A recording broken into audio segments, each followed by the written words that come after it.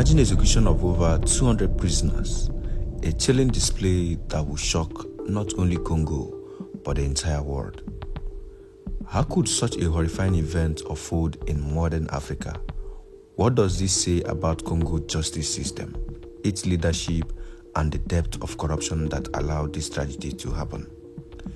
In this video, we'll dive into the events that led to one of the most cruel acts in recent African history. Stay with us as we unpack the full story, review the hidden truths, and discuss the implications for justice and humanity.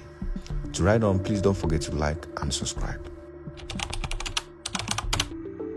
On a day like this, the world watched a horror as 200 prisoners were executed publicly in the Democratic Republic of Congo. This was not a hidden atrocity, but a spectacle designed to send a message. But why? Who were these individuals, and what crime led to such extreme punishment? These questions have rattled not just Congo, but also human rights advocates worldwide. The heart of this tragedy lies in Congo's justice system, a system riddled with corruption and inefficiency. For decades, Congo's justice process has been criticized for turning a blind eye to fairness and transparency. Reports suggest that many of these prisoners were victims of arbitrary arrest, forced confessions, or trials that barely met the minimum standard of due process. This mass execution exposed a deeply flawed justice system that continues to crumble under the weight of system corruption.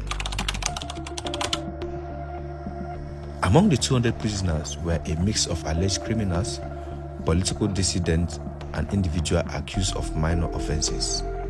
Many were awaiting trials, while others have been convicted under questionable circumstances.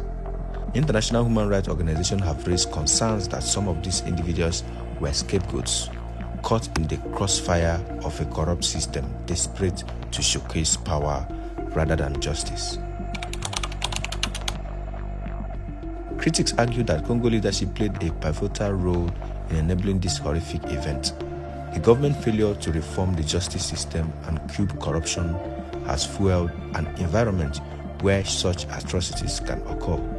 Was this mass execution a desperate attempt to assert authority, or does it reflect a deeper cultural and systematic issue within Congo leadership? The global community has condemned the public execution, with a human rights organization calling it one of the darkest moments in recent African history.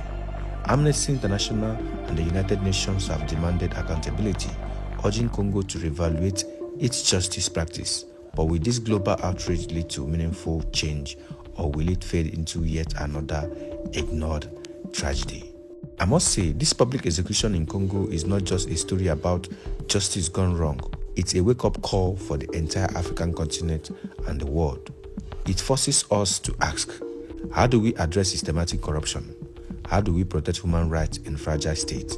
And most importantly, how does this leader sleep knowing fully well over 200 people were killed because they never got the justice they deserved? Drop your comments on the comment section and don't forget to like and subscribe. Till next time, bye for now.